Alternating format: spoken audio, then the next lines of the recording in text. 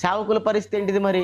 వారు దశంభాగాలు తీసేసుకుంటారు, కానుకలు తీసుకుంటారు. ఏ ప్రోగ్రాంకి వెళ్ళినా కానుక, ఎవరి ఇంటికి వెళ్ళినా కానుక. ఎంతోమంది కానుకలు తీసుకొని ఏం చేస్తున్నారు? కొంతమంది అయితే భారీ భారీ బిల్డింగులు, వాటికి సెట్టింగులు, వారానికి ఒక డెకరేషను, వారానికి ఒక లైటింగు. వ్యర్థంగా దేవుని డబ్బులన్నీ వేస్ట్ చేస్తున్నారు. లక్షల డబ్బులు వేస్ట్ చేస్తున్నారు. దేని కొరకు చెప్పండి? అంత పెద్ద మందిరం ఎందుకు?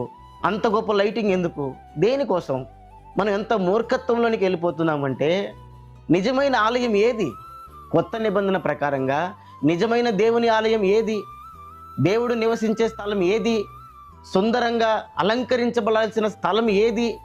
పరిశుద్ధంగా ఉండవలసిన స్థలం ఏది? మన హృదయం కాదా? మరి మన హృదయము ఆయన ఆలయం అయినప్పుడు, మరి ఆయన హృదయంలో అసలైన ఆలయాన్ని పక్కన పెట్టేసి, దాన్ని శుద్ధి చేసుకోవడం మానేసి, దాన్ని అలంకరించుకోవడం మానేసి, లోక సంబంధమైన బిల్డింగుల మీద, భౌతికమైన బిల్డింగుల మీద, వాటి మీద లక్షలు కోట్లు ఖర్చు పెడితే ఏం ఉపయోగం? దేనికి ఉపయోగం? దానివల్ల ఏం లాభం వస్తుంది? అది కాదు దేవుడు మన నుంచి ఆశిస్తున్నటువంటి భక్తి. అది కాదు. హంగులు ఆర్భటాలు కాదు, లైటింగులు కాదు, డెకరేషన్లు కాదు. ఇది అడుగుతున్నాడు దేవుడు. ఎవరిని? బీదలను, కుంటి వాళ్ళను, గుడ్డి వాళ్ళని పిలవమన్నాడు. ఆకలి కొన్న వాడికి ఆహారం పెట్టమన్నాడు. దప్పికి కొన్నవాడికి నీళ్ళు ఇవ్వమన్నాడు. వస్త్రహీనుడికి వస్త్రాలు ఇవ్వమన్నాడు. పరామర్శించమన్నాడు. ఇవి చేయకపోతే నరకానికి బొమ్మన్నాడు.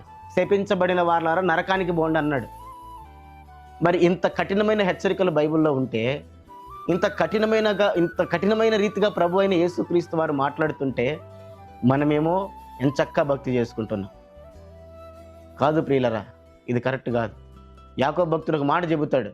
చూడండి ఏ మాట. యాకోబు రాసిన పత్రిక 1వ అధ్యాయం 27వ వచనం. తండ్రి అయిన దేవుని ఎదుట పవిత్రమును నిష్కలంకమునునైన భక్తి ఏదనగా, దిక్కులేని పిల్లలను, విధవరాండ్రను వారి ఇబ్బందులో పరామర్శించుటయు, ఇహలోక మాలిన్యము తనకంటకుండా తన్ను తాను కాపాడుకొనుటయునే. ఏంటంట? దేవుని ఎదుట పరిశుద్ధమైన, పవిత్రమైన, నిష్కలంకమునైన భక్తి ఏది? దిక్కులేని పిల్లలను, విధవరాండ్రను వారి ఇబ్బందులలో వారిని పరామర్శించడం. ఇది ప్రభు ఆశించినటువంటి భక్తి. దిక్కులేని పిల్లలని, విధవరాండ్రు. ఎవరు వీళ్ళు? ఆధారం లేనటువంటి వారు. దిక్కులేని పిల్లలంటే తండ్రి లేరు, విధవరాలంటే భర్త లేడు, ఏ ఆధారం లేదు, ఎలా బతకాలో తెలీదు. అటువంటి వారికి ఏం చేయమన్నాడు?